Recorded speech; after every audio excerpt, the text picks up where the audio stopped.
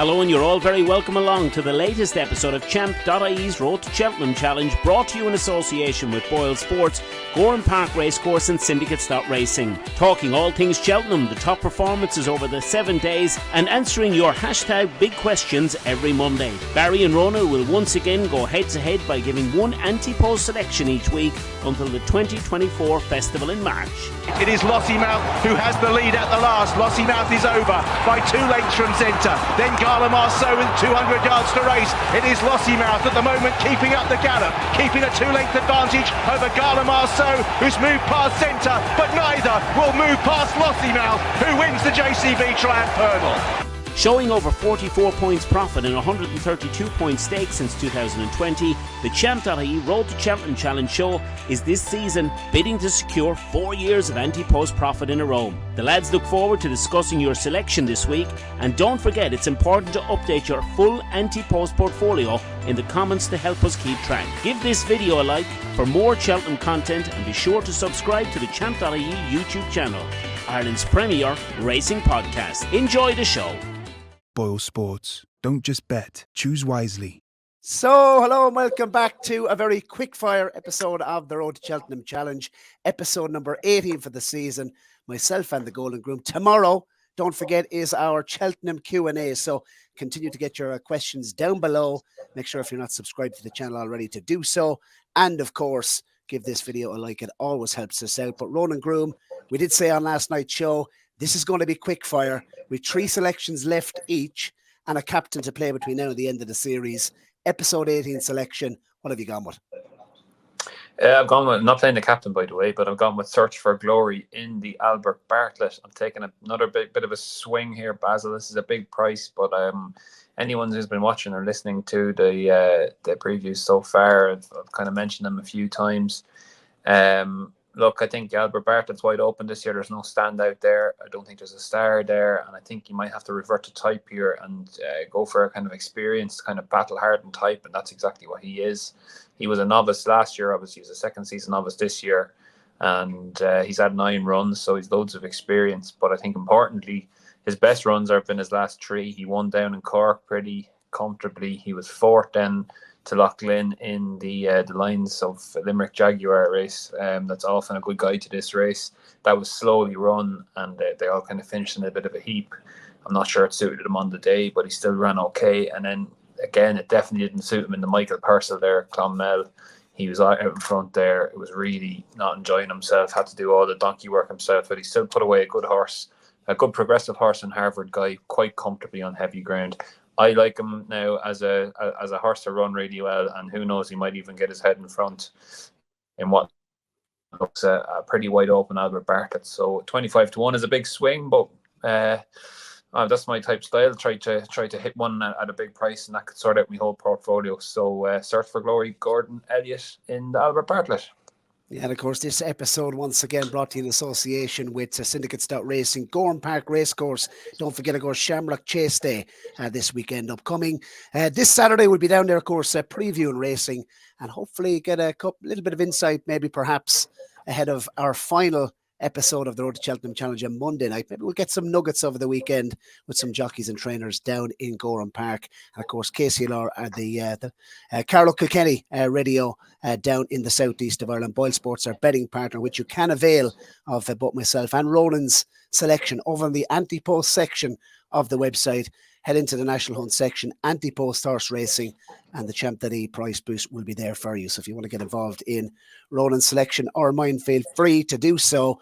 And of course, yesterday, Ronan Groome, as we were recording, but about a half an hour before we actually recorded episode number 17, we did, of course, have the news that Marine Nationale was ruled out of the Arkle. And I think that was one of the big question marks for me, looking at the Arkle, is, what Marine Nationale would turn up. I mean, if he turned up in the form that he was in last year at the Cheltenham Festival, on the evidence, of his jumper performance on his first start over fences, look, he was on his best form. He probably was the horse to beat, even though he only had the 2 career starts coming in over fences. But I think it's blown it wide open, and for that reason, I'm going to have a play in the race. It doesn't look vintage, the Arkle this season. I want to take on horses at the top. I mean, the likes of Ilete Tomp, for me, he's no scope for a fence. I don't think he'll be a better chaser than he was at hurdler. I gave him a big chance in the Supreme last year and he disappointed me. Found a 50, I'm not sure he'll be good enough. He was second at Leopardstown, no excuses, other than the fact that he jumped right on that occasion. Not as right as he did at Christmas, but I thought he had no excuses from the front. I thought he should have been beaten Elete Tomp. I mean, that's first and second in the market. You have the likes of Hunter Jarn. I don't think he jumps good enough, and I don't think he's classy enough to win an Arkle. Gaelic Warrior, obviously, if he was to go this route, he'd probably be the biggest danger to the horse I'm going to pick. But then again, he could end up in Bristol, and he got beaten in the Boodles off 1-2-9. I can't get that out of my head based on his form on the old course. He's been beaten there twice in the past on the old course at Cheltenham. Quilixios, I did say on our show last week, that was probably the one I was most interested in the race. Rated 150, a course winner, obviously won the Triumph. But if you actually look through his form, he's rated 150 over hurdles. Will he get up to that level over fences? I'm not entirely sure. Safiuer is a big player for the Grand Annual, I think, for Gordon Elliott, and Cool Survivor could be a player for the Kim Muir.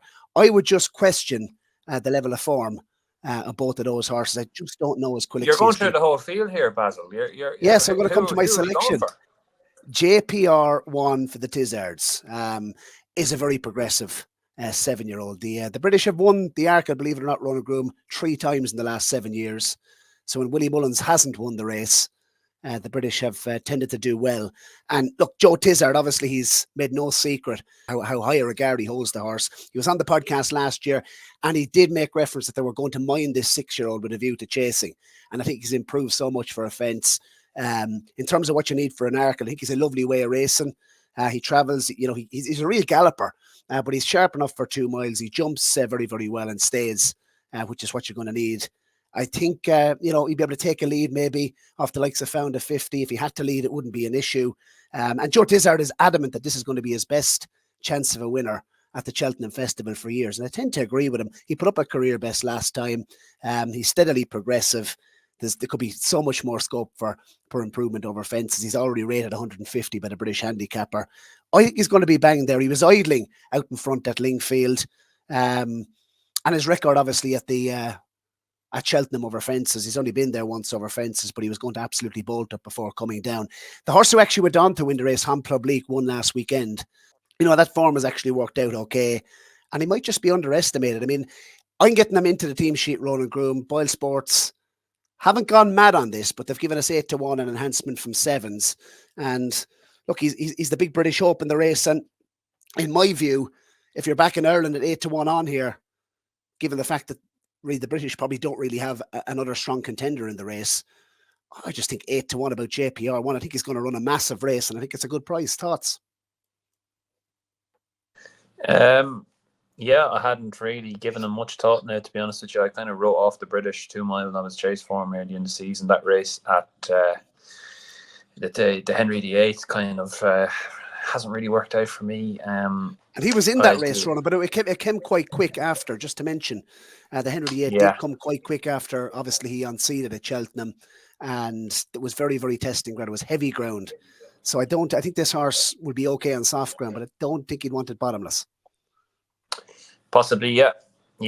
Look, it's a bad Arkle, isn't it? It's not vintage renewal by any stretch of the imagination, so I can see why you're looking for an angle like that. He wouldn't be one of my favourite selections of yours now, Basil, I have to say. I'll be honest with you. I think it is a bad Arkle, but I think he's a good horse going in the right direction. I love his pedigree as well. Cork Cave of a presenting mare.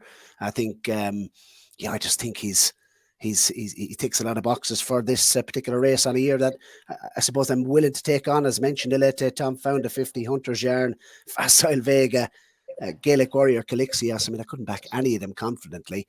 And 8-1, I think, is a decent price. If you want to follow us in on my selection, or indeed Ronan's selection for episode number 18 of the Road to Cheltenham Challenge, as we mentioned, it is going to be quick fire. But I think the most important thing is to highlight tomorrow.